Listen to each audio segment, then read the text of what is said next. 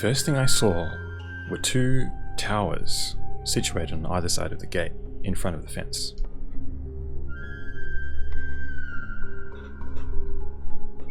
For some reason, when I saw these towers, I felt really moody.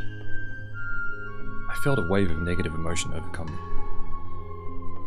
I'm sure that's where they used to watch people from, Marty said, looking up at the top of the eastern tower. I think from there they used to watch and check if people would escape. I now knew why I felt so dark about these towers.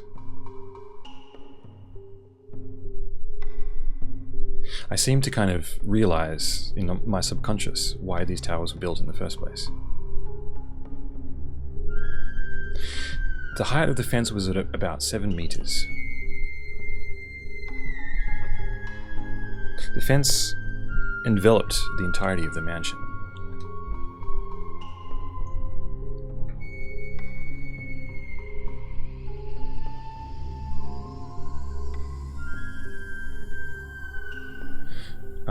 There was a door fitted into the fence.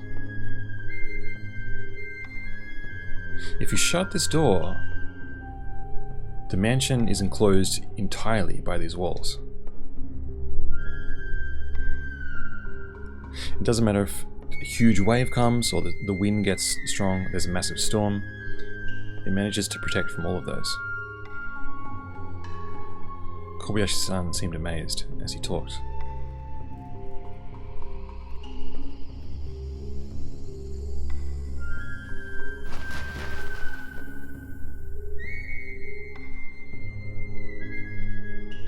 Toru, look, there's like no windows, Marty said, seemingly making a huge discovery.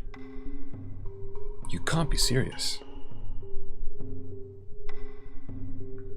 Looking closer, I saw that there was only one window on the second floor at the edge of the C-shaped mansion. Is there one window or is there two? I can't see in that shadow. Ah, yeah, sorry. So there's two windows. In other words, there were only two windows in the entire building.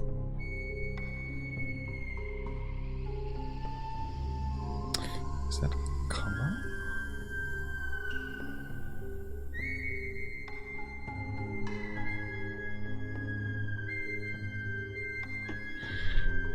What is that sickle over there?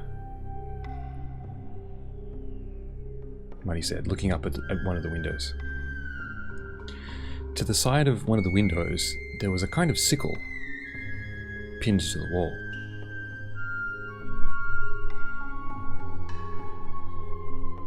I went up to take a closer look. What?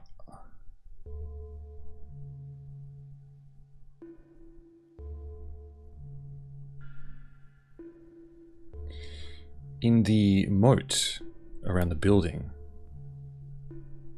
there were several tens of sharp objects sticking up out of the water. If I had fallen just then, I shook at the thought. For what kind of reason would someone put these in here? Kobayashi-san said, screwing up his face. Sorry, Mari-san said that.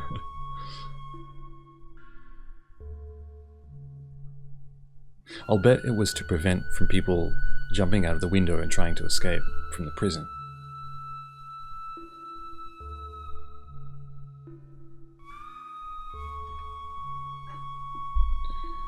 What's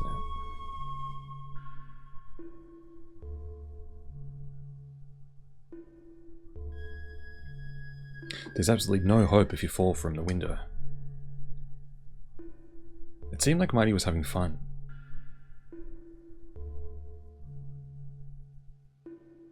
But I couldn't share her interest in what was going on. A mansion totally enveloped by a black wall. Monitoring towers that watched over prisoners. And a mansion with almost no windows. Not to mention these sharp sword-shaped objects.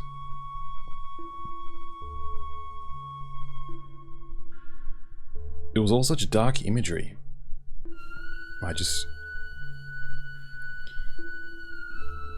I felt gloomy just looking around. I was looking forward to this trip with Marty, but it just seemed to ruin thanks to this kind of atmosphere.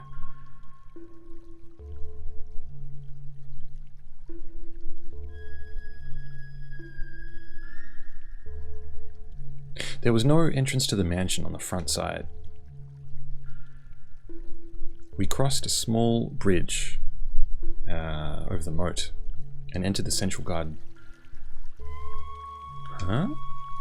Kobayashi-san turned his neck.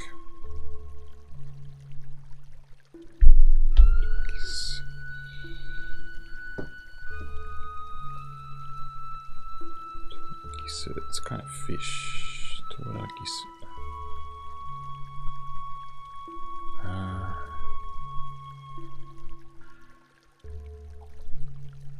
So I think just aside about fish names, it's like I don't know if anyone's like proficient in fishing or anything like that, but I'm not. I don't know anything about fishing. I don't know most fish names. And as it is in English, in Japanese, almost every single fish has like a different name, separate from the kind of the Latin scientific name. And so it's just kind of, it's pretty hard to memorize like all of them. So I haven't. And I feel like every now and again, certain fish names are going to crop up in this sound novel. And it's kind of, it's tricky to know how to translate them, because even if you say the English name, it's kind of, you know, it's hard to imagine what kind of fish it is. You know? So I'm kind of at a loss as to how to translate this. I could just kind of say fish. I don't know. The only other thing to do is just kind of look up each name and just kind of go with it. So here Kobayashi-san mentions a fish, and the type of fish it is a harlequin sand smelt. So I don't know. I guess maybe, is that a type of smelt fish or something? I'm not sure the best way to translate that so that most people know what's going on. But I don't know. I guess we'll just do it that way. So, huh? Is that a smelt? What's it doing here? The fish that was swimming around in this little well didn't seem to be anything like koi or trout or anything like that. So even here there's like lots of fish names that are just very difficult. Carp. Yeah. Alright, yeah.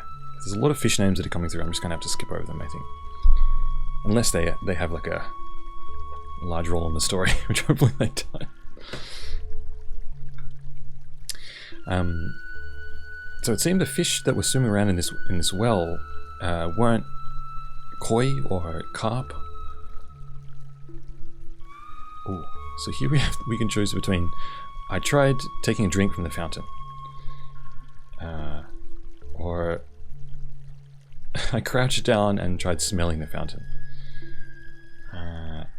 or I picked up one of the shells that were around the outside of the fountain.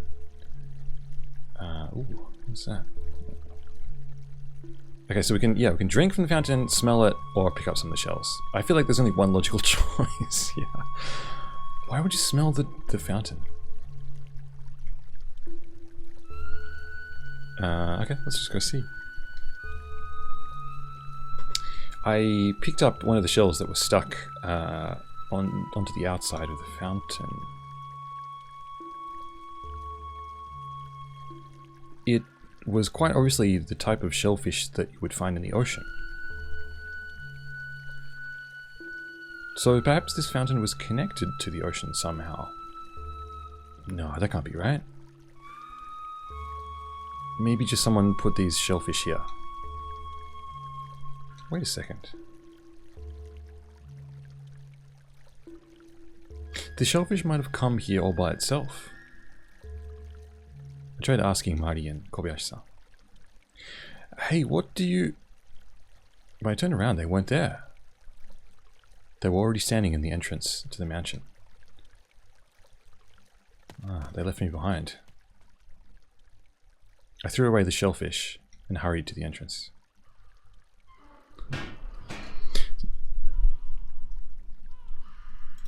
So I feel like maybe either one of those choices would have led us to the same point, probably.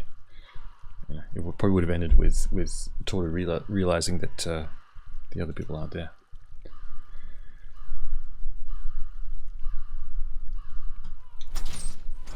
We knocked on the door. The handle was kind of in a lion shape. Who's there? An old woman peered out from inside. An old woman with a crooked back. Her hair was silver. She had deep wrinkles in her face.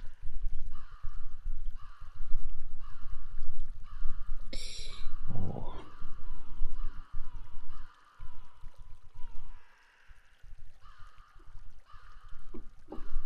She seemed to be kind of a withdrawn, timid kind of person.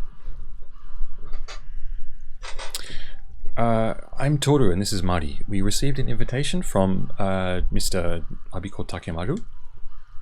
Ah, yes, of course. The master will see you in here.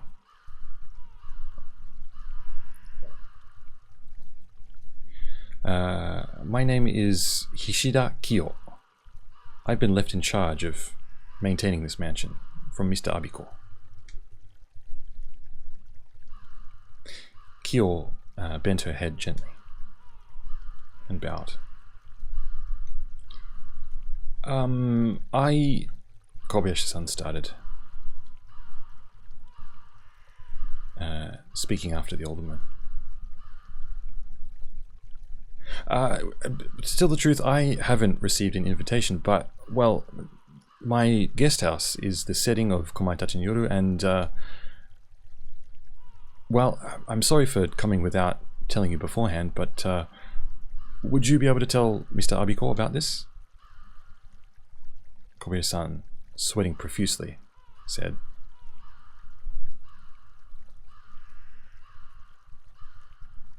whenever I meet this Mr. Abiko, I'm going to ask him why he didn't invite me. At least that's what Kobayashi-san had originally said. I wonder where that initial energy had gone now. Yes. This timid Kyo said, wearing the same gentle look on her face.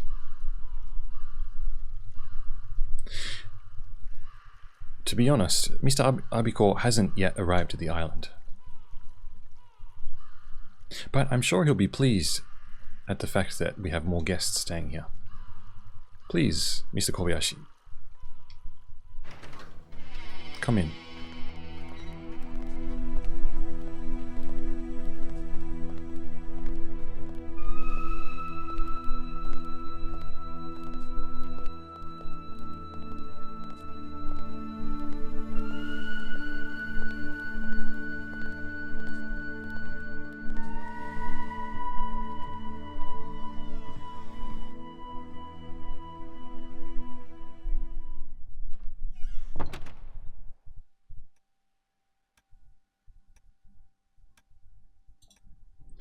Yeah, it's a whole different vibe with the whole animations and 3D environments and that kind of thing. It's I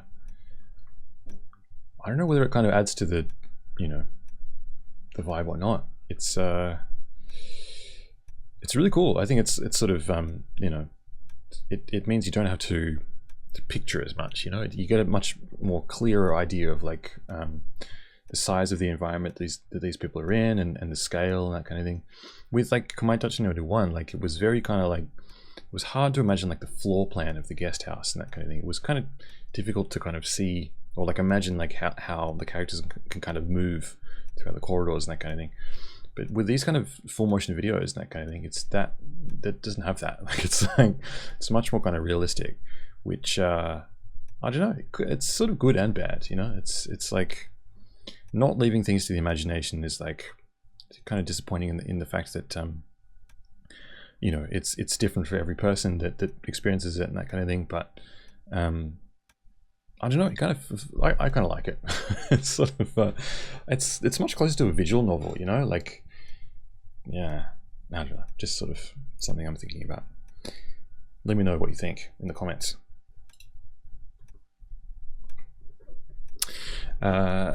Kyo.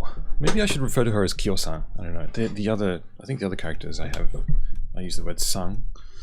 So maybe we can call her Kyo-san. Kyo-san.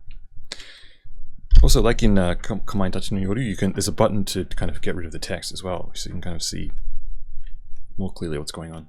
It's kind of just while we're kind of paused, we just kind of head back to this menu and look at the ending list.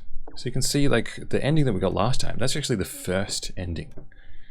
So of the 105-ish endings, we got the very first one. So before that, there were no endings, which is interesting. Yeah. And this is part of the Warabe-uta storyline. So, yeah, there you go. A little interesting bit of information. Kyo-san guided us into the waiting room of the mansion.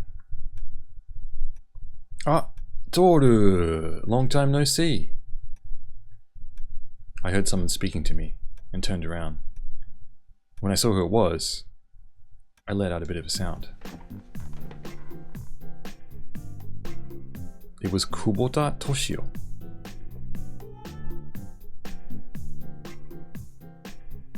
Toshio-san, about a year and a half prior, as a lover of skiing, used to live and work at the guest house school.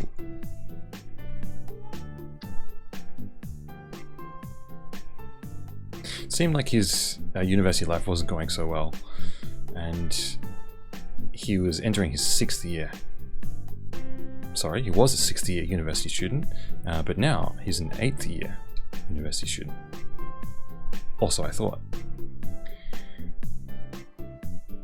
He was around 180 centimeters tall, well built, just a sporty kind of type.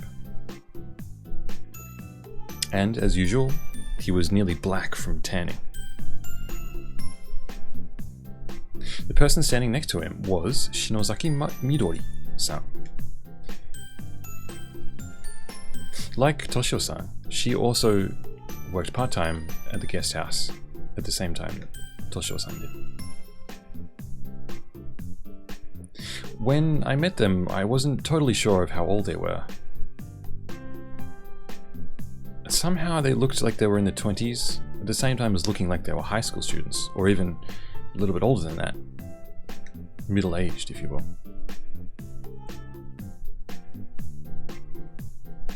But at this point, now that their ages have kind of slowed down a little bit, it just seemed like they looked like they're in their 20s. Or no, maybe they were still in high school. Maybe they're a bit older than their 20s. Ah, long time no see, Kobayashi-san said.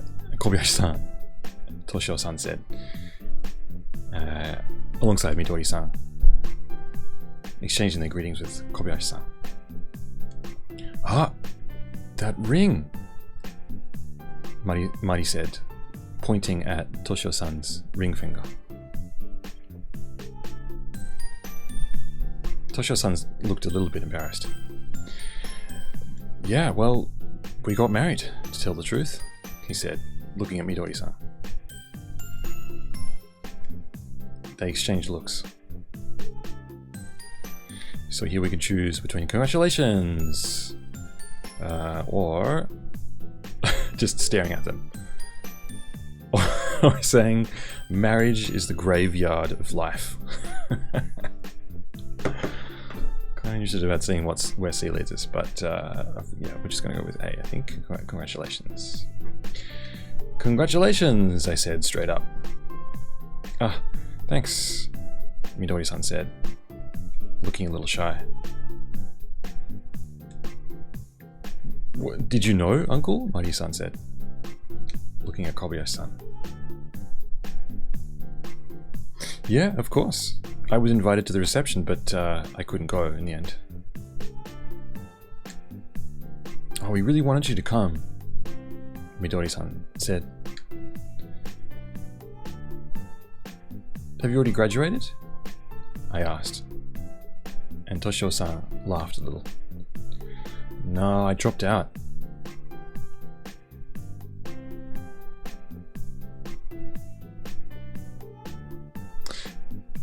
Just because I got married doesn't mean that... right, so... maybe we could say this like... I got married, so it's not like I can play around for forever. I suppose. I started working at a small sports maker. And Midori also works there now as well, as a part-timer. Or I should say, my wife also works there, doing administration part-time. It seemed like Toshio-san was a little bit embarrassed to use the word wife. So, Midori-san, how is it? Are you happy? Mighty said, half joking. Yeah, absolutely. You guys should hurry up and become like us as well. She was right, I thought. Hopefully, as quick as possible. But Midori-san, you need a partner to get married. I wish I could find someone. Mari's line of sight seemed to travel away from mine and out into the distance. I wish I could tell her that there was a partner waiting for her right next to her.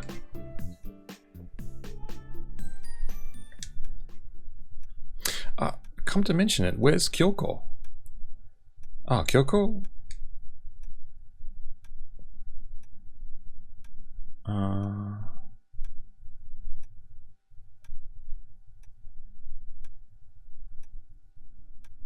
Toshio-san asked, and Kobayashi-san explained where Kyoko was.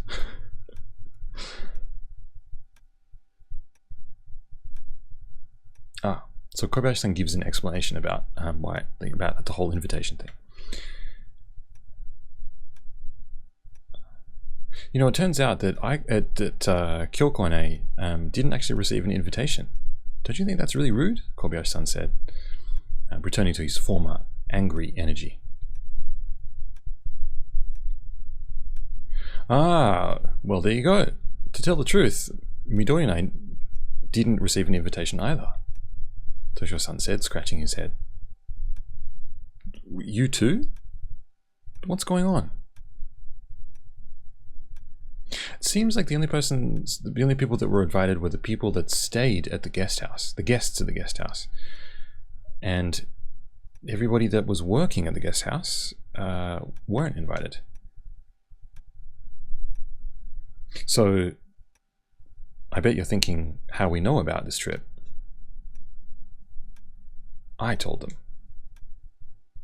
said a woman's voice from somewhere. Do you remember me? On the other side of the room there was a thin woman with long hair.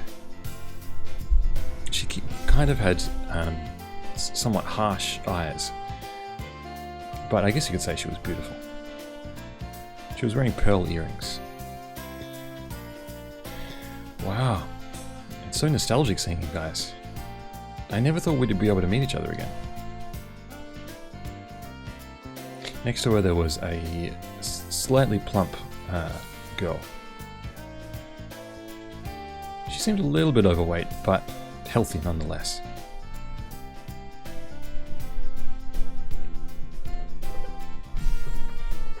I leant forward a little bit, cutting in front of Kobayashi-san, and said,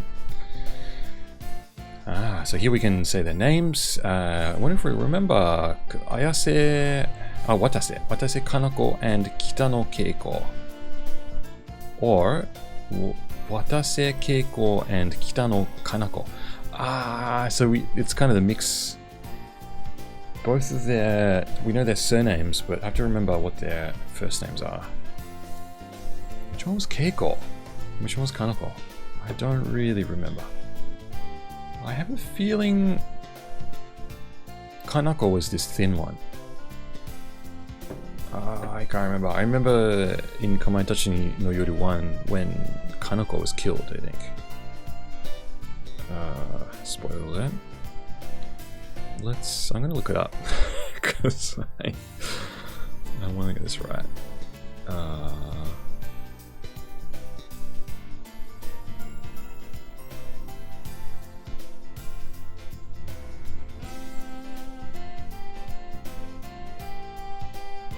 Yeah, so I'm pretty sure. Yeah, Watase Kanako is correct, I think, and Kitano Keiko. Yep. So the first one. Hey. Yes, it must be Watase Kanako and Kitano Keiko, right? Wow, well done. You memorized our whole names. That's amazing. Said Kitano Keiko-san, clapping her hands. Looking forward to hanging out again.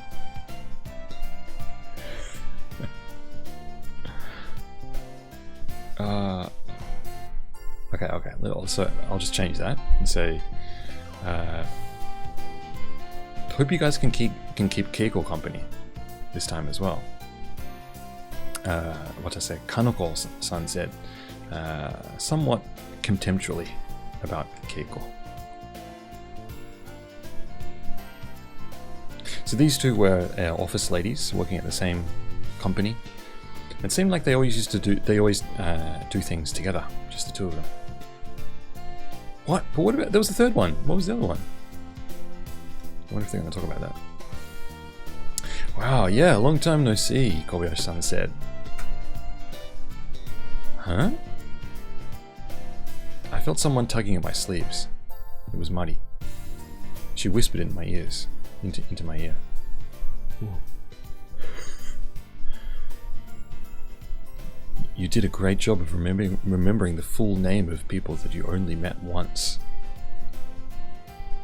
Yeah, well, that's because... Oh, didn't you say you were bad at remembering things? Or maybe you're just good at remembering women's names. It's kind of written in a really scary font. That's interesting. You can kind of feel like how angry Marty is. This is pretty cool. We received a telephone from Kanako-chan. Toshio-san said.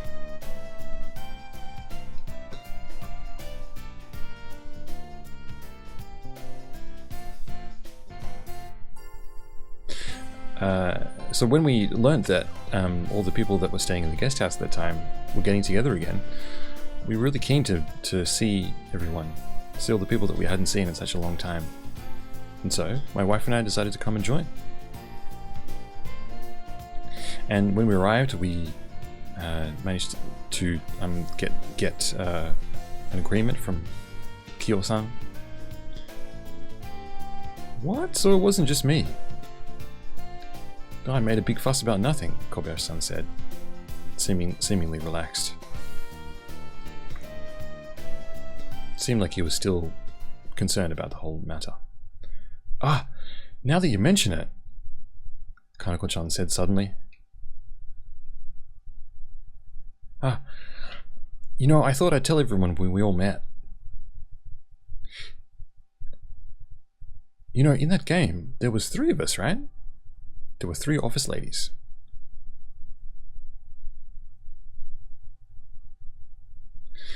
This was something that Mari had told me quietly before, because I hadn't ever played the game.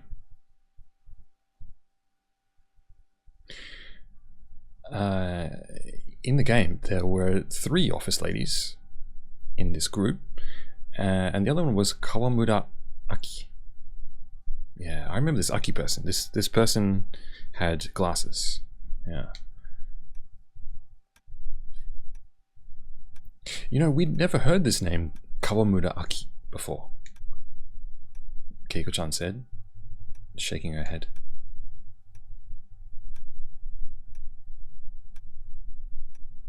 But everyone at our company that played the game kept asking us who this Kawamura Aki was. We have no idea who it is, so it's really annoying. Huh. I wonder why they put a fictional character in the story. Kobayashi-san said. Can't just be to make it more interesting, surely. Because it's already fictional. Toshio-san said. Ah, sorry, that was sloppy translation. Maybe they just put this person in to make it more interesting. Because it was all fictional after all, Toshio-san said. He didn't seem to be concerned like the rest of us.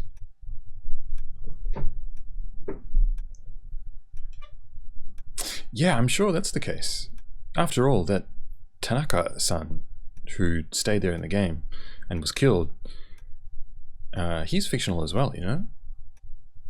I'm sure this Kawamura Aki just has nothing to do with the whole kind of story. It's just a fictional, it's a made-up story.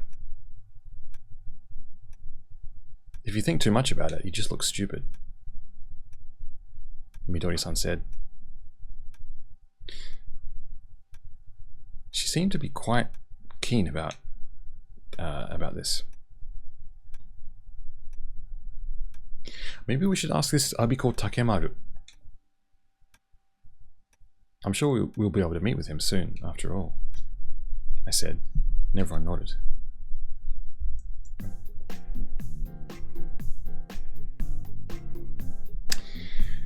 After that, we settled down and talked about our impressions of the island and what had been going on since that night at the guest house spur. Midori-san, your manicure, it's so nice. Where'd you get these nails from?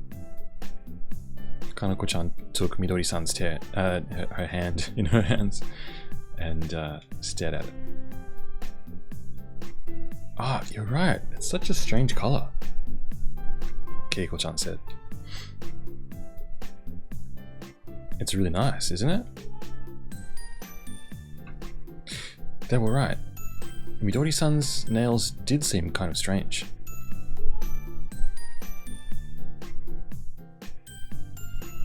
It seemed kind of a greenish sort of color, but it had a sort of a strange, unique shadow to it.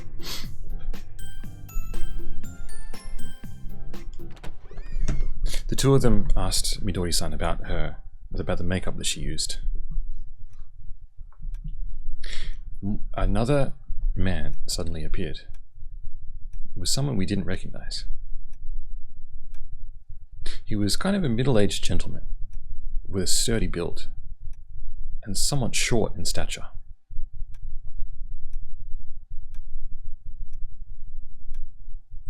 It seemed like he wasn't fond of something in the room. He kind of had his eyes squinted a little bit at the edges. Could this person perhaps be Abiko Takemaru? This is nonsense. It's all nonsense, the man said suddenly, almost screaming. This Abiko Takemaru is complete nonsense.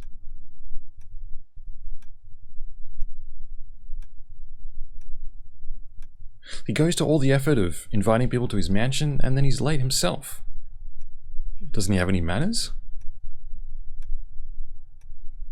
Upon hearing this, I realized that this man probably wasn't Abiko Takemaru.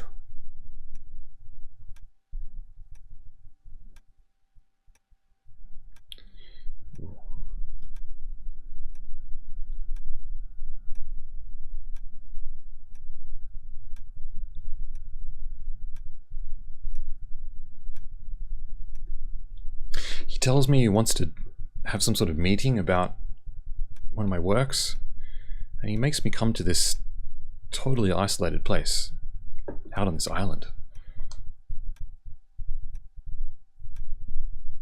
If something like that happens, shouldn't you organize some kind of welcome car or something? It seemed like he was angry that the owner of the mansion still hadn't appeared. He introduced himself as a composer called Murakami. Murakami Tsutomu.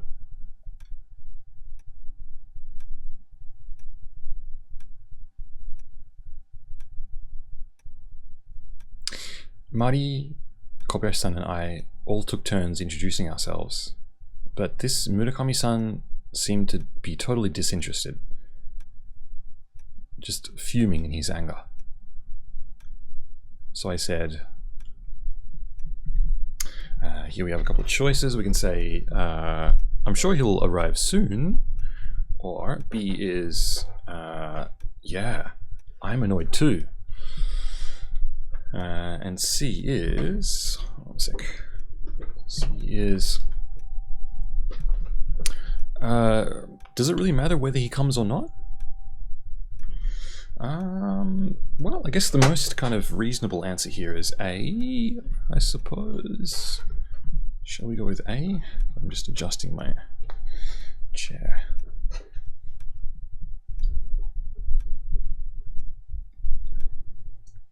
Alright, let's go with A.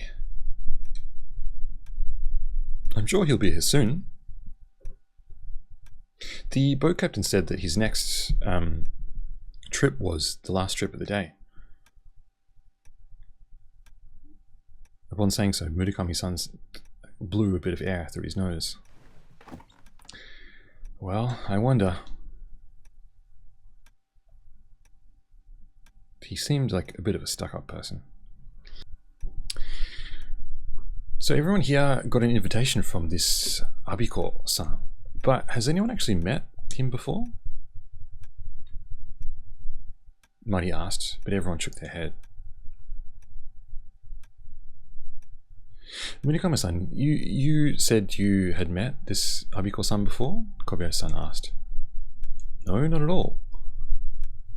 In fact, I'd never even heard his name until the other day. But you were just talking about having a meeting about one of your works? That was just on the phone. He was saying that he wanted to make the sequel to Kamaitachi no Yoru, and that he wanted me to make the music for it. He then said that he wanted to have the first meeting on this island. Wait, it means this Abiko contacted you directly and not through the game company? Toshio-san asked. Yeah, I'm kind of a famous person, so I'm sure he just wanted to ask me directly. I think that's maybe not the best thing to do, but now that I see he's so late to his own meeting, I'm starting to think twice about the whole thing. It seemed like the composer was kind of stuck up. I heard Mari ask me a question, quietly. Is Murakami Tsutomu some kind of famous person? Who knows, I said, shaking my head. After a short while, Kyo-san reappeared, with one more man in tow. I'll bet this is the man that came after us, in the ship that made the trip after us. He was in his mid-30s. He seemed to kind of stare at everyone with piercing eyes, as if he was looking on items looking at items on a menu. It made me kind of uncomfortable. I was sure that this man was Abiko Takemaru. And just as I was thinking so, he suddenly got out his business cards and started handing them out to all the women in the group. Hi guys, I'm Masaoka. Ah, it's the game producer, Kanako-chan suddenly shouted. Ah, you must be Kanako-chan. You're just as beautiful as I'd heard. And you must be Keiko-chan. In the game they said that you were kind of on the plump side, but looking at you in real life, you're quite slim. Ah, and you must be Mari-chan. You're just the heroine type.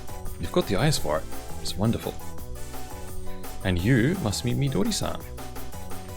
You're just like how you were in Kamaitachi no Yoru. You have this nice adult-like aura to you. It's an honor to meet the real thing.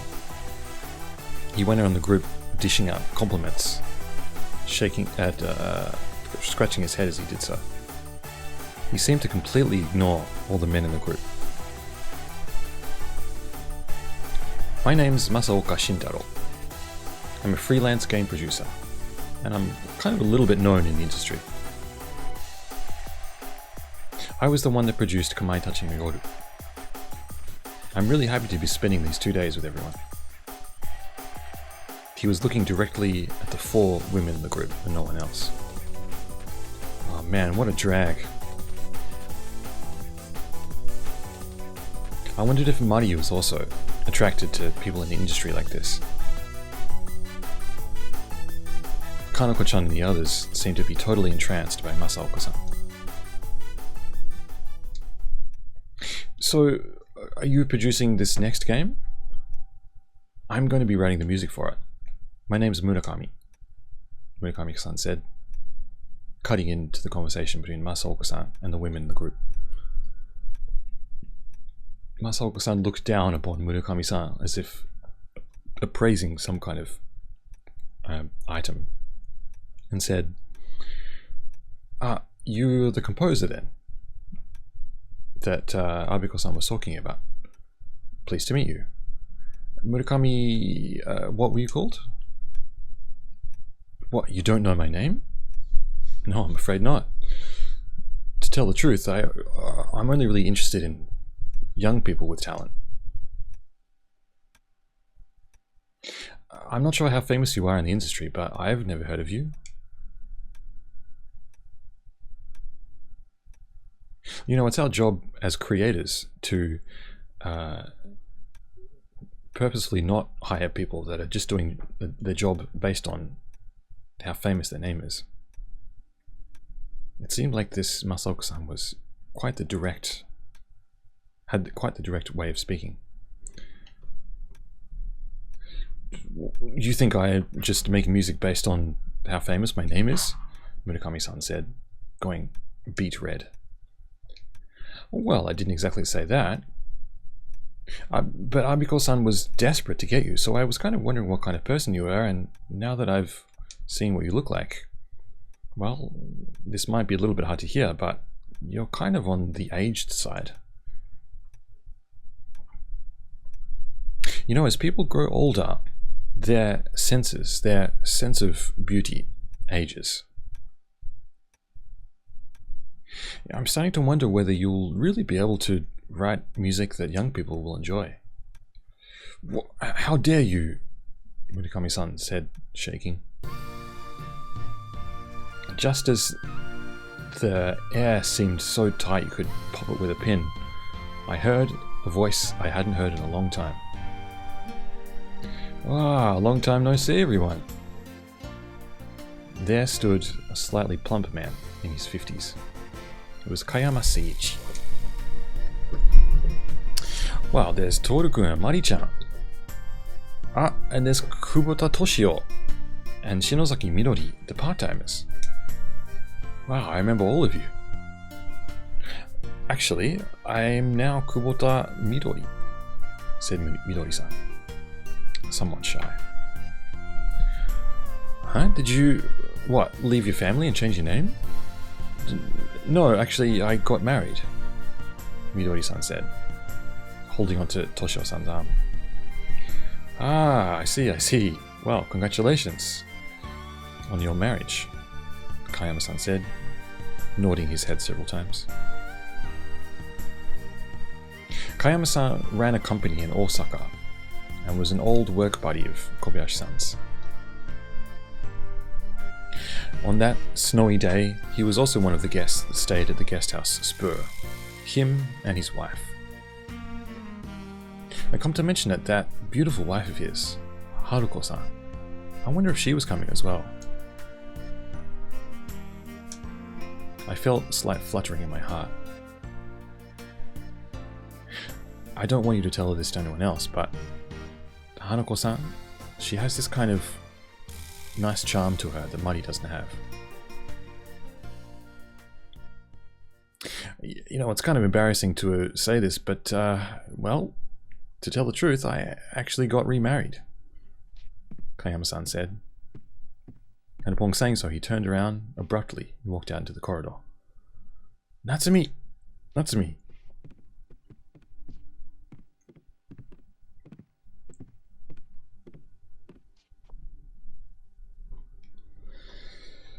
Everyone, let me introduce my wife, Natsumi. Hi, I'm Natsumi. All of us were dumbfounded. She had dyed brown hair, and she wore a tube top with a leopard skin print miniskirt. She was quite young and quite hip. I wonder what a hip young woman like this was doing with Kayama-san. Yeah, well, I split with Haruko, you know, and, well, for many reasons. Maybe don't ask me about that. Ha ha ha ha ha. I was stunned. You know, I got an invite, well, both of us got an invite, Haruko and I, but I just didn't really think it was a good idea to bring her along, this woman I divorced.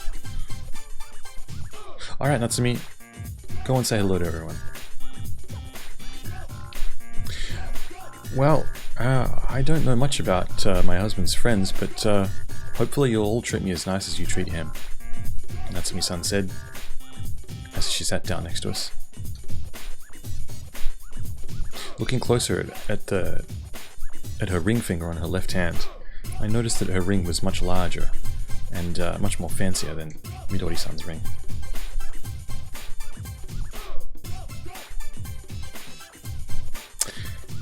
You know, I thought about this invitation as an invite to our honeymoon. So hopefully you'll all treat us as such, Kayama-san said. Here we have a choice, and the choice is, A is to say, I was reminded of the story of Beauty and the Beast. And choice B is, I was jealous of their age gap, which made it seem like they were parent and child. Not the most sane thing to say, but C is, I thought maybe she was just after his money.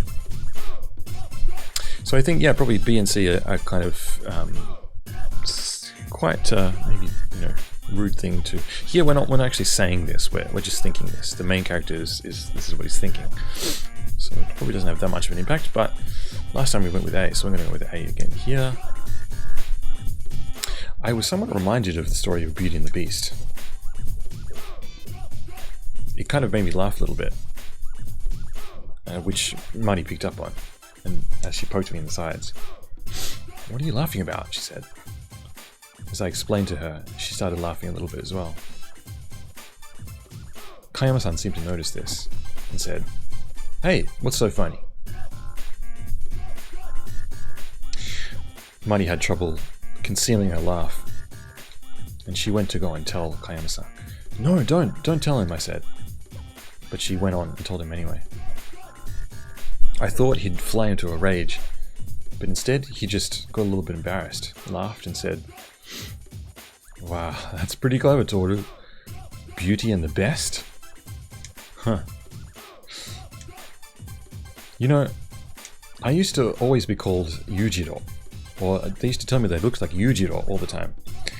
Sometimes they'd call me Naniwa no Yujiro, the Yujiro from Naniwa, or maybe Yu-chan or something like that, back where I'm from. But saying that my wife is quite the beauty as well, I'm sure we can all agree on that." I'd felt my brain go into mush. Let me go here. Alright, so let's just kind of pause a little bit here. This is kind of it's sort of hard to translate, but I think what's going on here is like Kayama-san is referring to this actor called Yujiro. I think it's damn, what's his name? Yujiro, famous actor from like from the 50s. Kind of handsome male actor.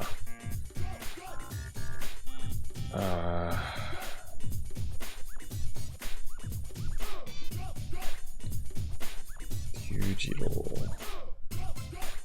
Like, he's so famous that like his first name Yujiro. Oh, that's right, Ishihara. Yeah, Ishihara Yujiro.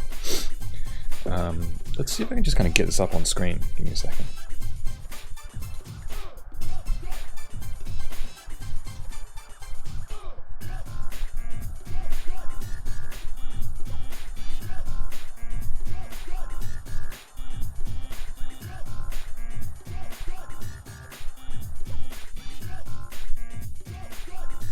How's that? Can we see that? Yeah, it's looking good. Oh, my face is kind of in the way.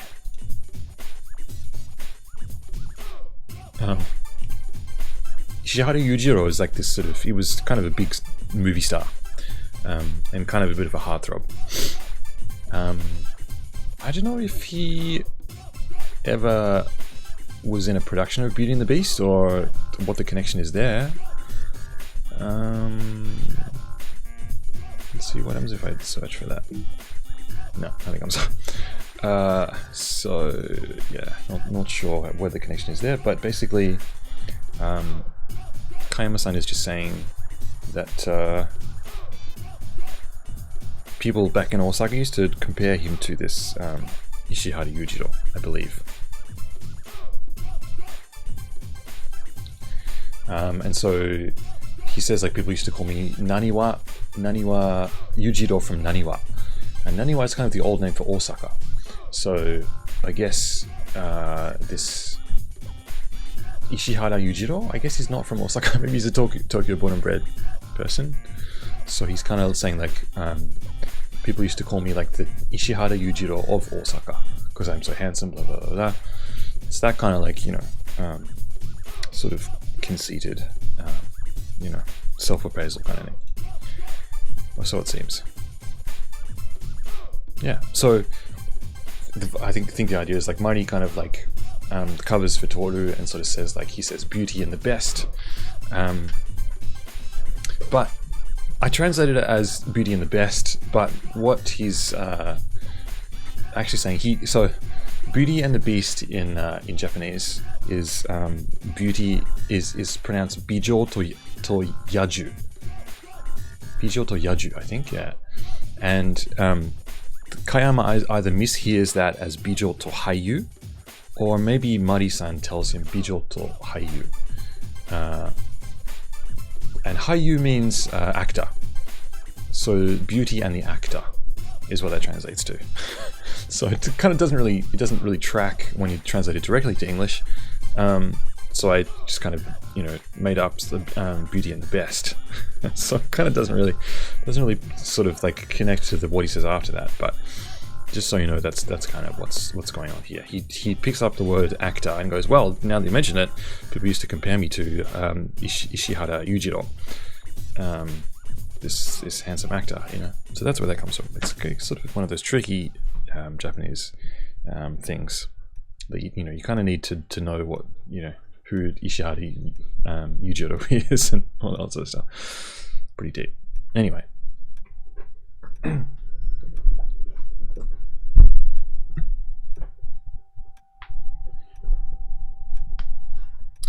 I wonder if anyone else is going to come, Toshio-san said quietly. And in response, Kayama-san said, no, I'm pretty sure we were the last people we were on the last ship. Well, that's what the captain said, at least.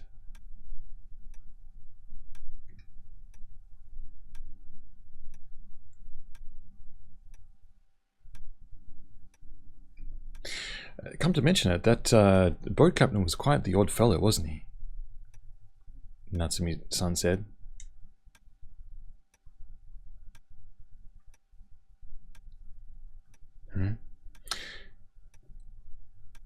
I'm glad we could get everyone onto the island before the wind started blowing.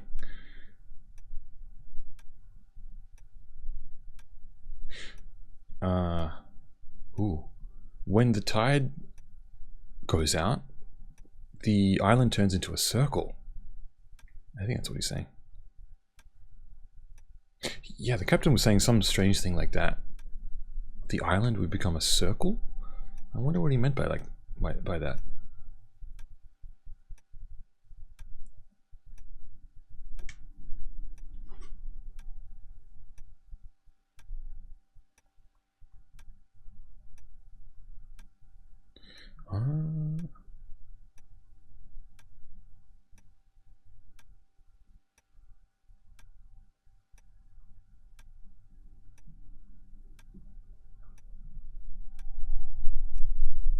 Yeah, he was kind of strange. And he sung this weird children's song.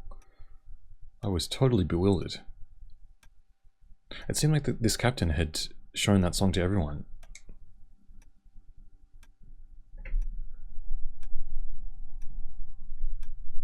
Yeah, it had this kind of weird Domburabung kind of melody to it, Murakami-san said. Kind of making a mockery of the piece.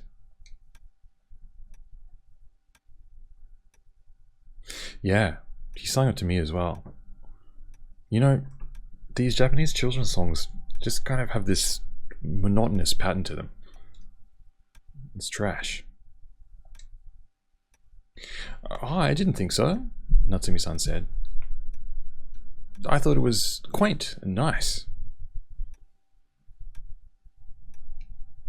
You know, you're just used to these rubbish songs that are famous these days. These commercial tunes. Pieces of music these days, they just have rubbish lyrics. They're terrible pieces of music.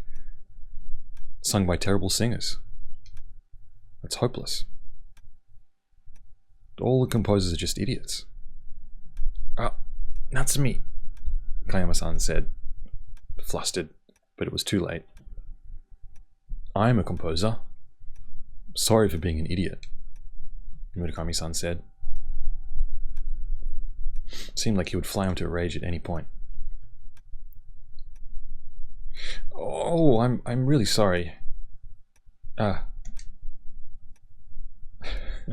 Natsumi just, she doesn't know how to talk very well. Natsumi, quick, apologize to him. Why do I have to apologize? I haven't said anything wrong. It seemed like Kayama-san and Natsumi were totally at odds. In any case, it seemed like the last boat had already come and gone, so this was all the guests that were going to be staying here. Of the people that stayed at Spur, the guest house, on that night, those years ago, there was me, and then Mari. Aside from us, there was Kobayashi-san, Toshio-san, Midori-san, Kanako-chan, Keiko-chan, and Kayama-san. Altogether, there were 8 of us. The newcomers in the group, the people we didn't know, were Murakami-san, Masaoka-san, and Natsumi-san. The 3 of them. All up, there were 11 people in the room.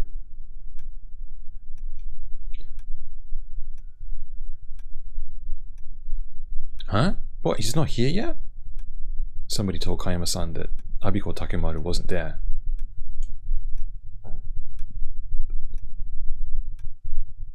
It seems like, out of all the people in this room, the only person that's actually ever met this Abiko person was Masaoka-san. Only Masaoka-san. Masaoka-san, what kind of person is this Abiko-san? Well, to tell the truth, I also, Masaoka-san suddenly seemed to get quite uncomfortable. Well, I actually have never met this Abiko-san in person. We always used to talk over the phone and through emails. So today would have been the first time we would have met. That's not so unusual in the kind of industry that we work in. Well, it seemed like Masaoka-san was the same as us. So, how old is this Abiko-san? Is he a bit older? Murakami-san asked, and Masaoka-san shook his head. Yeah, well, let's see. Well, he's definitely a man, but I can't be sure as to how old he is. You know, I only talked to him on the phone just once, and after that, we just emailed the whole time.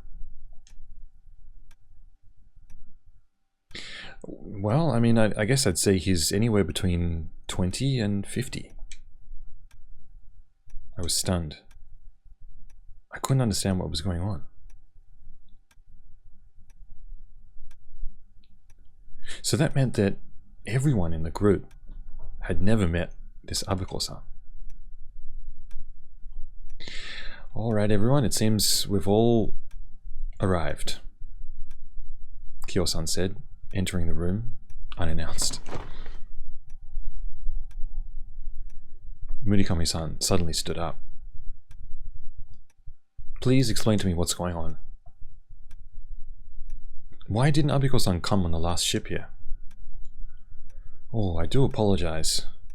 I just received a phone call from Abiko-san, who said that he'd been called out on urgent business and that he'll be a little late. He's very sorry and he hopes that you'll all understand. Kyo-san turned to everyone in the room and bowed profusely. What? What can't have been that urgent to keep all of us waiting? I'm sorry, I really am. Kyo-san was bent so low that it seemed like she would bang her head on the floor. And then she stood up and faced everyone.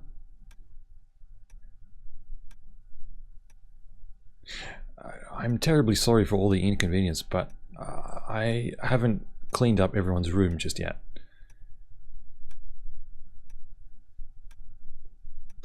While you're waiting for your rooms to be ready, why don't you go and check out some of the sites around the island?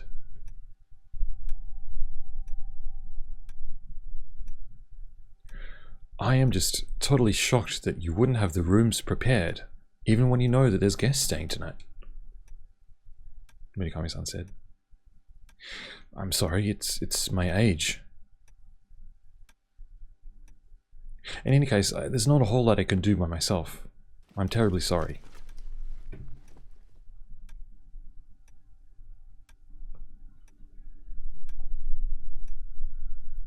It couldn't be helped, so we just piled all our bags down in the waiting room.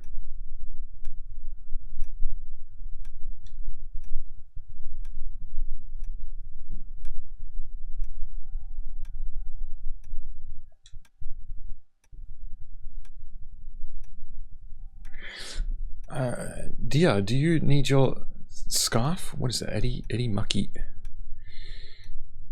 This is kind of scarf, maybe. Eddie Maki? Yeah. I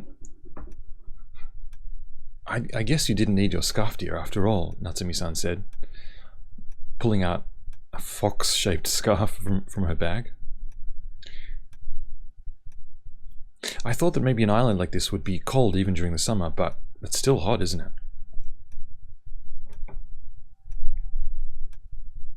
Natsumi-san seemed to be showing off this fox-shaped scarf in front of everyone.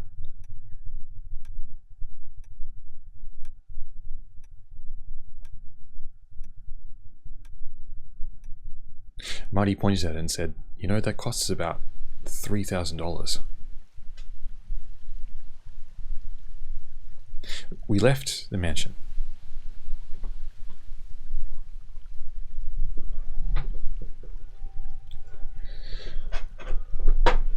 The sky was clear and blue, and the air seemed almost delicious.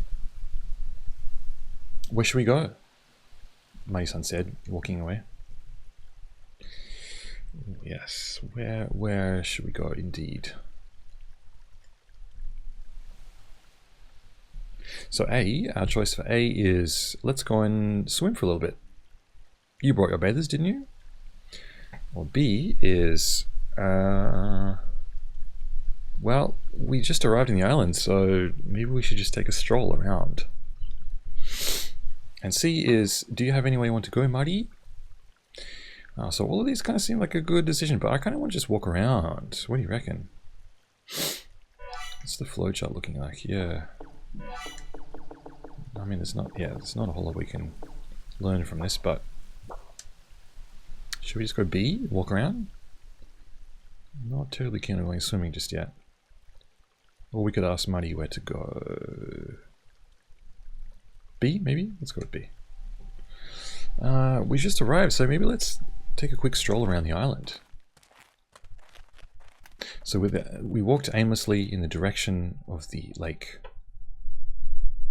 It felt great. It felt like we were finally on a date together.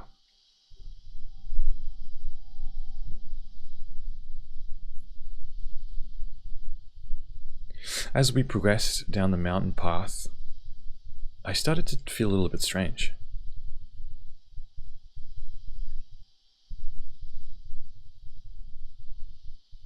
We had been taking the path that we took up from the harbour, just going the other way.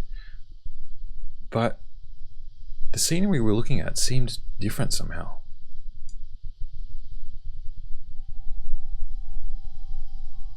The path also seemed to get narrower and narrower, until it seemed like it wasn't a path at all. Did we take a wrong turn somewhere? Yeah, maybe. But it was a straight path the whole time. There was nowhere we could have taken a wrong turn or anything. And at that moment, we saw a shadow coming from the opposite end of the path. Who could have been out there this far? Toru. I felt Mari shaking beside me. Here we can say,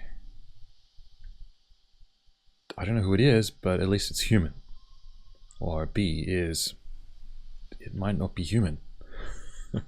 Jeez, alright, let's go with A. I don't know who it could be, but it's definitely human. And just as I said so, the shadow stopped. It seemed like they heard me. It disappeared into the foliage at the side of the path. I started to feel a little frightened. Someone's on this island.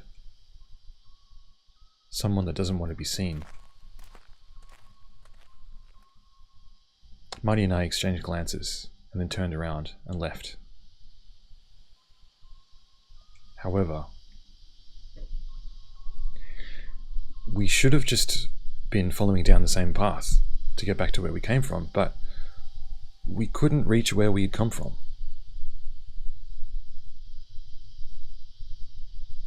How long had we'd been walking? It was so hot. I was sweating profusely. Marty wasn't the type to complain or talk about how weak she was feeling, but I could hear her breathing. My legs felt like sticks. Should we take a break? Yeah, I guess so. We sat down at the side of the path. I just intended it to be a stroll, but it feels like we're hiking up a mountain.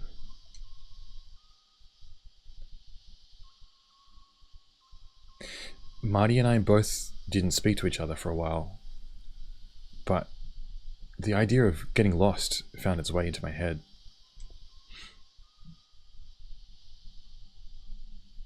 I knew I had to do something, but I felt like my brain was full of lactic acid. I couldn't think of anything I could do. We sighed, and then just at that moment,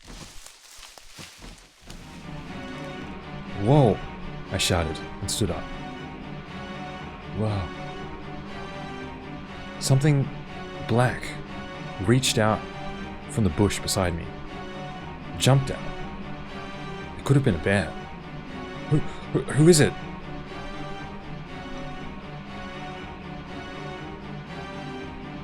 I shoved Mari behind my back, protecting her, and raised both my fists. Ah, it's just Toru. That black thing that jumped out of the bushes had a bright, lovely voice to it. Huh? Looking closer,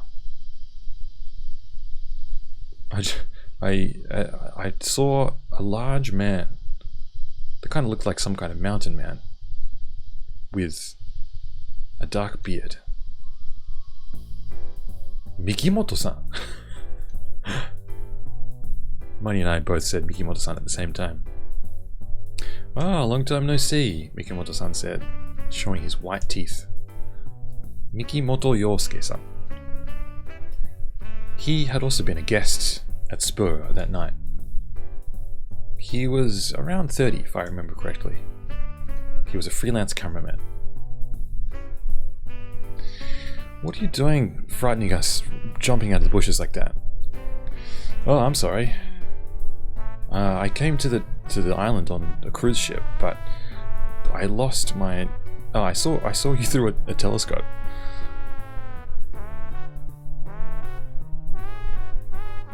I should have just ended through the forest, but I got lost and then I ended up here. I purposely decided not to tell Mikimoto-san that we'd also been lost. Wow, cruiser? Cruise ship? Cruiser. What kind of cruiser? Maybe they mean like a speedboat. Speedboat, maybe. Cruiser. Huh? Cruiser. Cruiser. Definitely not a cruise ship or anything like that. Maybe let's just call it a speedboat, maybe. Wow, a speedboat? That's amazing, Marty said. Yeah, I bought it about half a year ago. I'm paying for it using a loan, so I just started paying it back, but I'll show it to you later. Mikimoto-san seemed kind of pleased with himself.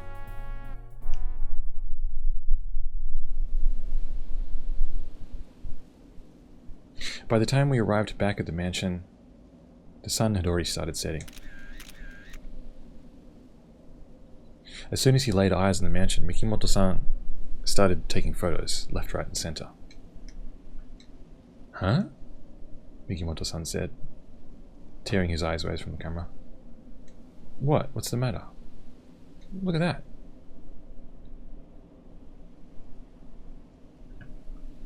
Kaze Kirikama.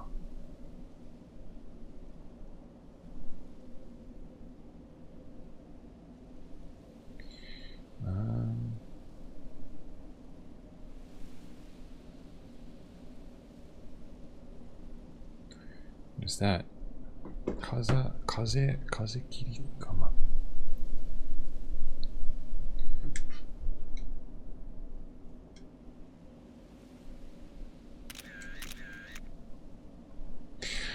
Look at that. That's what they call a kaze kirigama. What type of sickle? Do you know what type of sickle that is? Mari asked. Mikimoto-san nodded. Yeah, you know, I travel all around Japan for my job, and sometimes I see sickles like that. He pointed his camera at it and took a photo. So here, like, kaze kirigama. It's like kind of Japanese word he's using to describe the type of sickle it is. I guess it's just a type of sickle. I can't find any information about it. Let me have a look. But it literally means like wind cutting sickle, which kind of doesn't really make any sense, because why would you cut the wind? I mean, again, that's just like, that's an allusion to the Kamaitachi, but I wonder if that's all it is. Ah.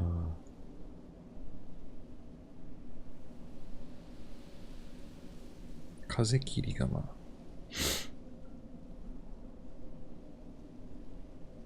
Okay, so...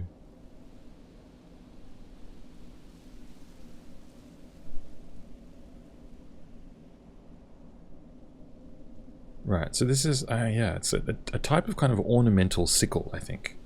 I think I found an entry about it.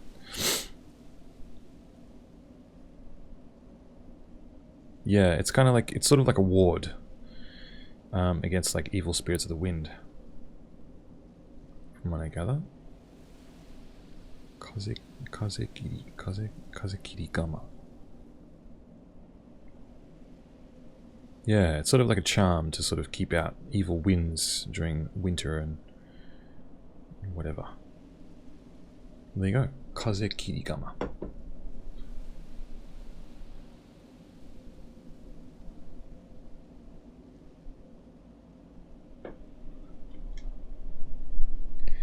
What kind of sickle is it? I asked. Long ago, the wind was thought of as being something bad. In Japanese, the word for cold or sickness is kaze, which uses the kanji for wind and the kanji for like an evil thing, so an evil wind.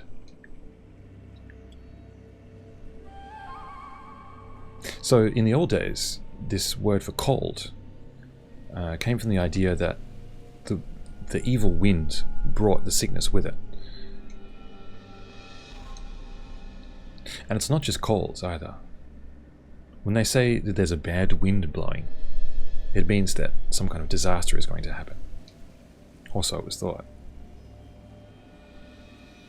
This evil god of the wind, Fujin, would ride on the wind, come and attack humans, and bring unhappiness. So regional areas where this legend has been passed down, they keep sickles like this in order to ward off evil winds like that. And they put their sickles in the direction that the wind's blowing. They used to put them at the end of clotheslines, in places where they hung laundry, or at the edge of roofs. And that's what they call the kazekirigama, the wind-cutting sickle.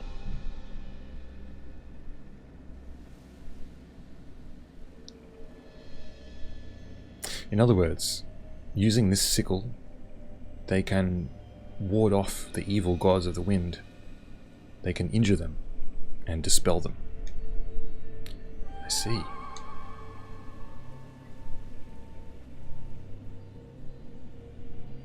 Sometimes, when there's a really strong wind, you can see blood on the sickle. They say that that's the blood of the god that was injured by the sickle.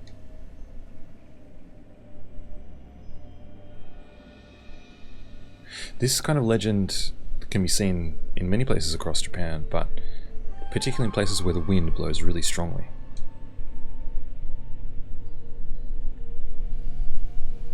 But, I mean, that's just a legend, right? Who knows? But judging by the fact that they've got a kazekirigama here on the window, makes you think that the wind must be pretty strong here.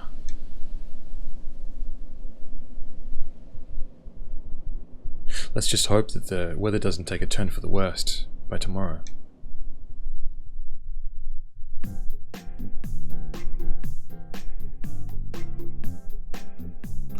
Now, there's nothing up in the mountains. All that happened was we just got bit by mosquitoes, Kayama-san was saying, as he scratched at his neck.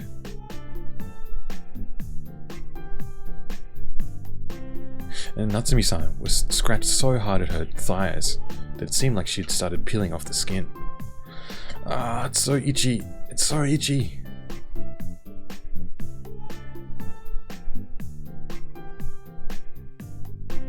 Even though it seemed like she was younger than us, the way she talked and the way she acted seemed like she was much older.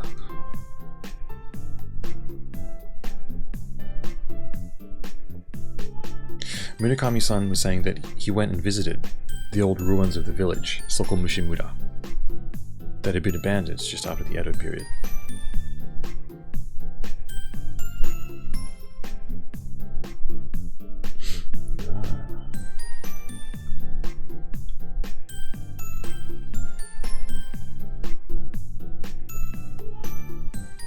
There were houses that remained in the village.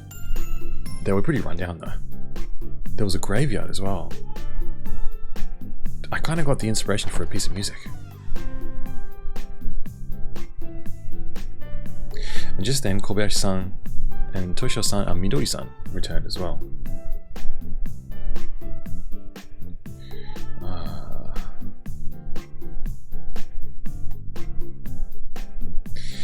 It's no good. The only thing in that lake was catfish.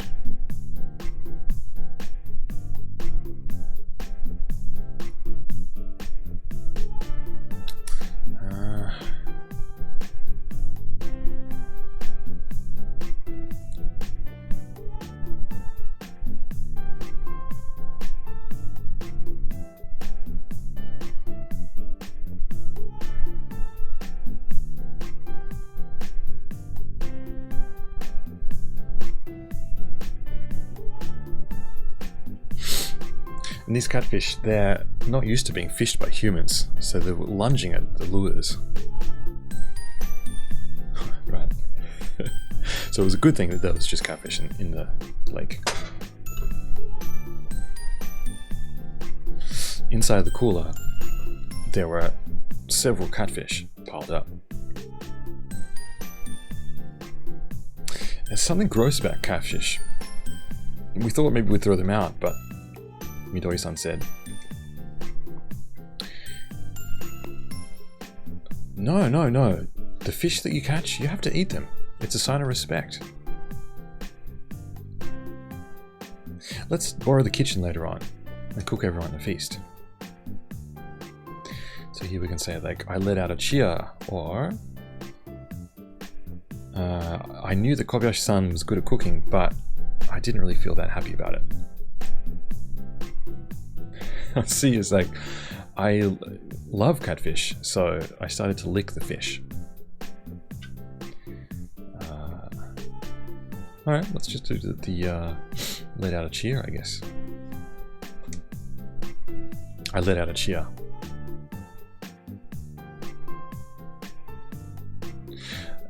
If Kobayashi-san was cooking, I'm sure he can make catfish or any other fish taste just as good. After all, he was the chef at his guest house Spura, which was sought after by many gourmet fans.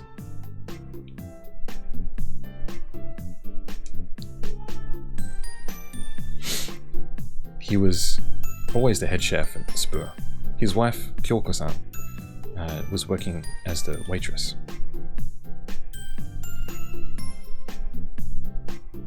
And to tell the truth, Kyoko-san wasn't that good at cooking. Dinner is prepared. Suddenly Kyo-san had appeared and was standing behind us.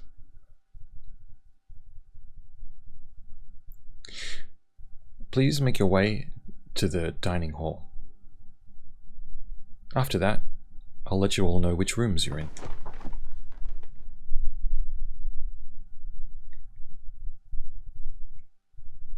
We all filed into the dining hall behind Kyo-san. We left the waiting room and turned left. At the end of the curved hall was the dining hall. It had kind of an old architecture, and it was quite spacious. It was somewhat dark inside, and the air kind of felt a little bit thick, cloudy. And it seems like straight out of a movie. Money said. I felt the same way.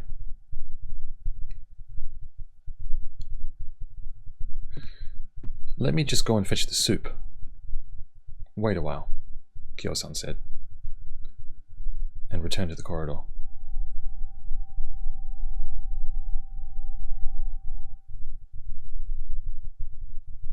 At the mansion, there were 2 rooms at each edge of the curved hall.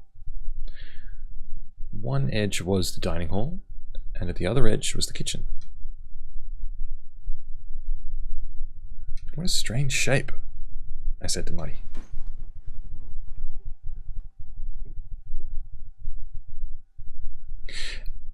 At our seats, there were nameplates with our names written on them.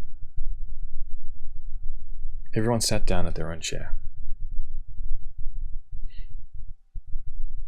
The only chair that remained empty was the one at the head of the table, the owner of the mansion.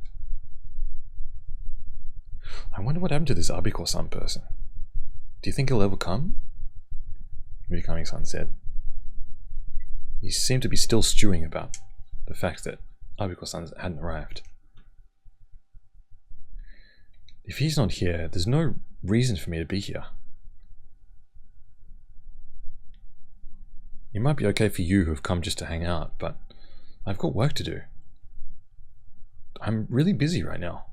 I can't afford to spend time doing this kind of stuff. Well, maybe just relax for a while, Masaoka-san said, trying to comfort Murakami-san.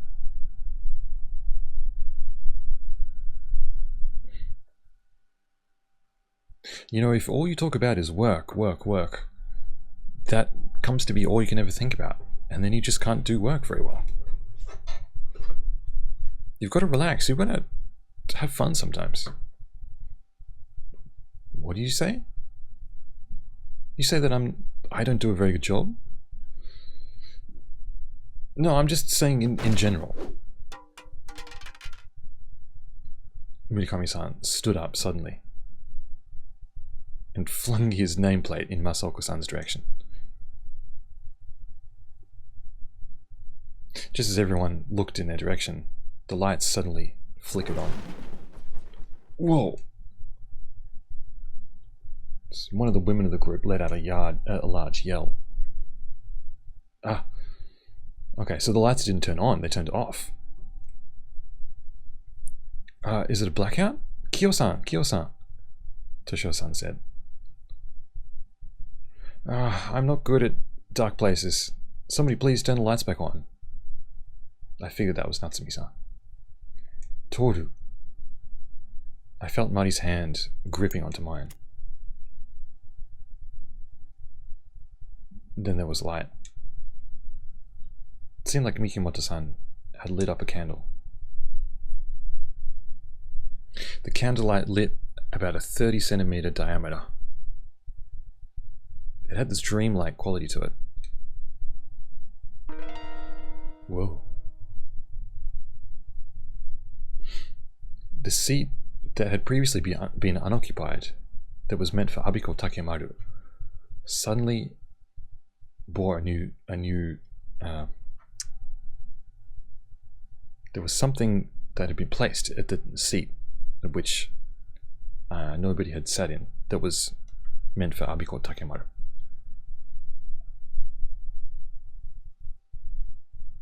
It was a young woman, a photo of a young woman in a photo frame. And next to it there was a toy car.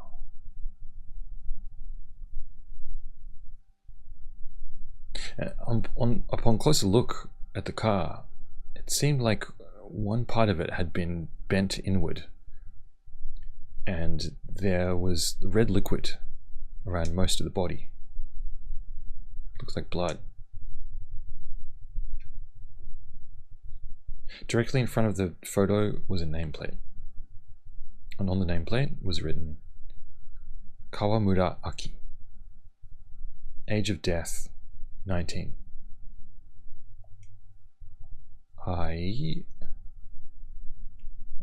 We can choose to I couldn't understand what was going on, and I couldn't stop shaking. I think, yeah.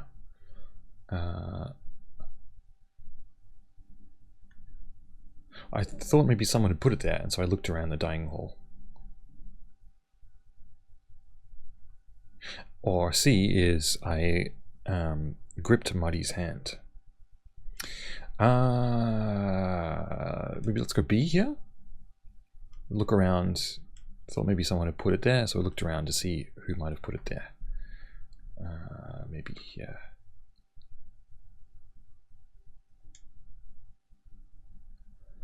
I thought maybe someone could have put it there, and so I looked around the dining hall.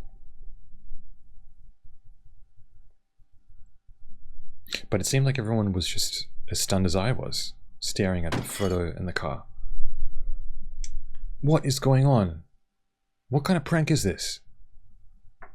Murakami-san suddenly flew into a rage, breaking the ice that had fallen upon us. This Kawamura Aki, she's the person that was in Kamaitachi no Yoru, right? One of the office ladies? Mari said. But she doesn't really exist. I wonder who could have made a photo of a fictional person like this. I stared at the face of the woman in the photo. She had good looks.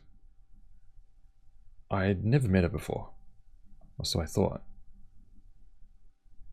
But something caught my attention about the photo.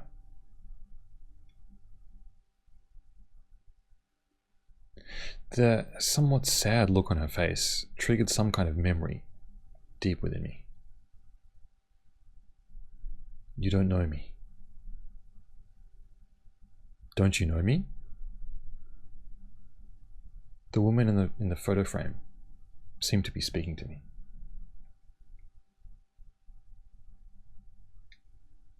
I found myself caught in the illusion.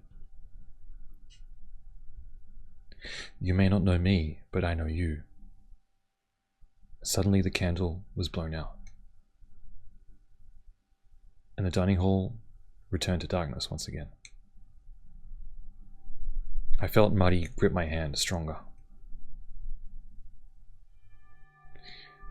Welcome, everyone. I am the owner of this mansion, Abiko Takemaru. Suddenly, a heavy voice sounded throughout the dining hall.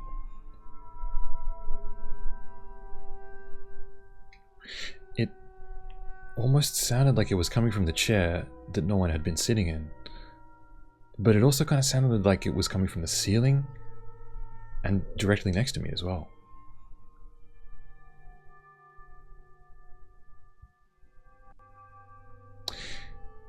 I made the decision to create a game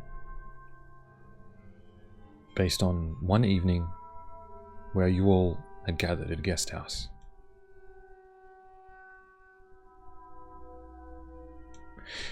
It sold a lot more than I thought it would. And thanks to the income that I earned from the sales, I was able to purchase this mansion.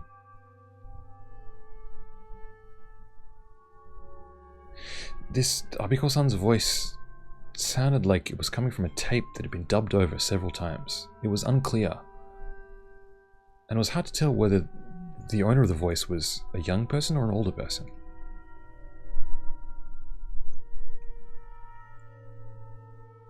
I could not have made this success without you. And so, as thanks, I invited you all to this mansion. And I appreciate you all accepting the invitation and gathering here tonight.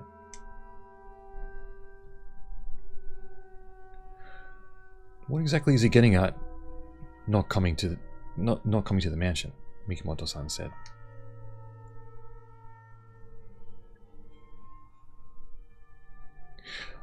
I do apologize for being rude, but I am unable to join everyone.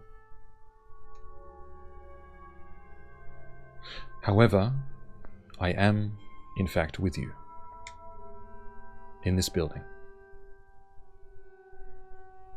What is this photo in this car? Toshio-san asked. But Abiko-san just seemed to ignore him and continued speaking.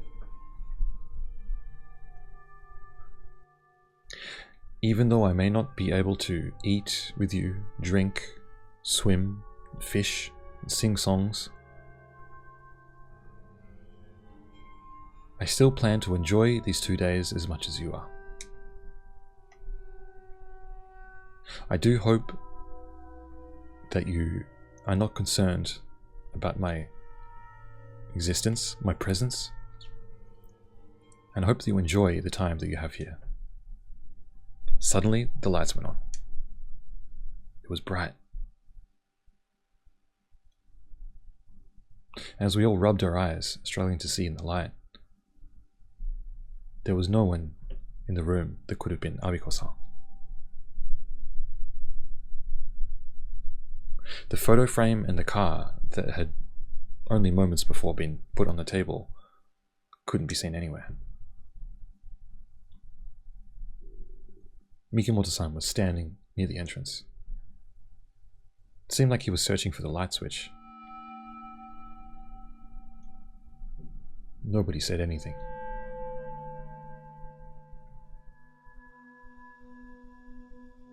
No one knew what was going on.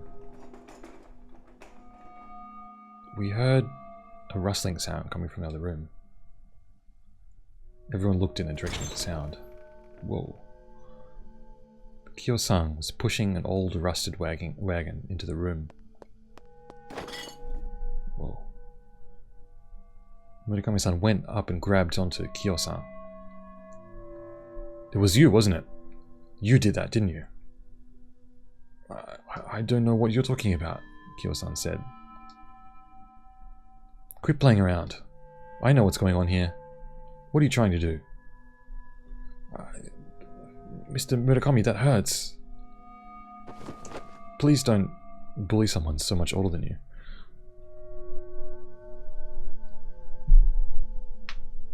Tanaka-san came over and removed Murakami-san's hand from Kyo-san.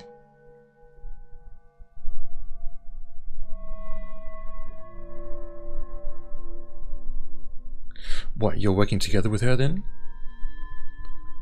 There's no proof that she did this. Not to mention the fact that she's elderly. It's got to be her. Hey, you were the one that turned the lights out and put that weird toy in that photo on the table near where Abiko-san was supposed to sit, right? What do you mean photo? Quit playing around. Murakami-san just seemed to get angrier and angrier. I'm sorry, I don't know what you're talking about. Honestly. This is an old building, so sometimes the lights go out. Did something happen? I was in the kitchen the whole time. Honestly, I was. I'm not lying.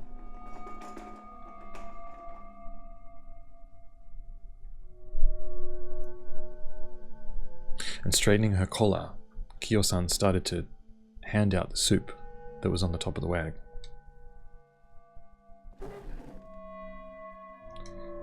Kyo-san, Mari asked Kyo-san as she received her soup. Yes, what is it? Kyo-san seemed a little bit on edge after being ruffled by Murakami-san. That blackout that we just had, could it be this? Mari was holding a power cord that she'd picked up from beneath the table. It seemed like someone had accidentally pulled out the cord. Oh, did someone pull out the cord on accident? Kyo-san asked. But everyone just kind of looked a bit puzzled. Kyo-san, please, be honest with us. This Abiko Takemoru says that he doesn't want to show himself to us. But what does he mean? Where exactly is it? Where exactly is he? Kyo-san seemed confused at Mikimoto-san's question. Huh? Is the master here? When I received his phone call earlier, he said that he was still in the city and that he was running late. Ah, sorry, he was running late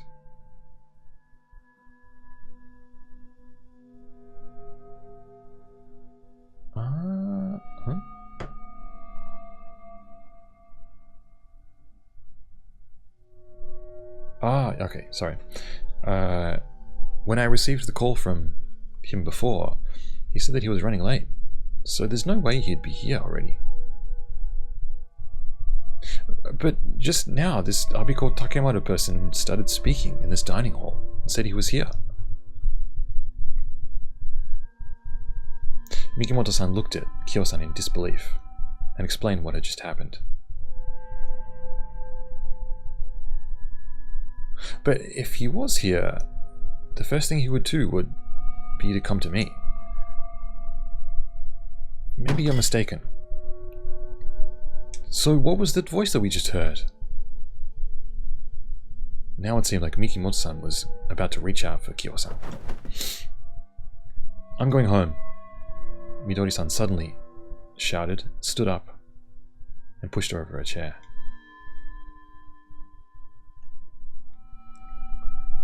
I thought we were going to have a nice trip, but the person that invited us doesn't even show himself.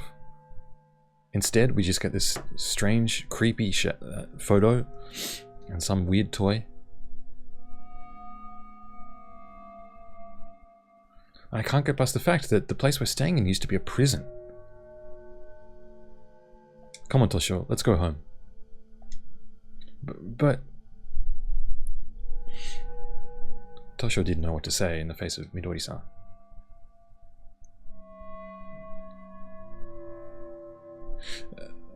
You know, I was the one that said that maybe we shouldn't come on this trip, but you're the one that said you really wanted to go.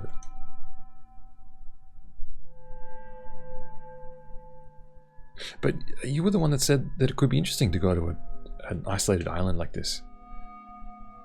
Well, I never thought that we'd be subject to this kind of poor treatment. I'm just going home. That's it.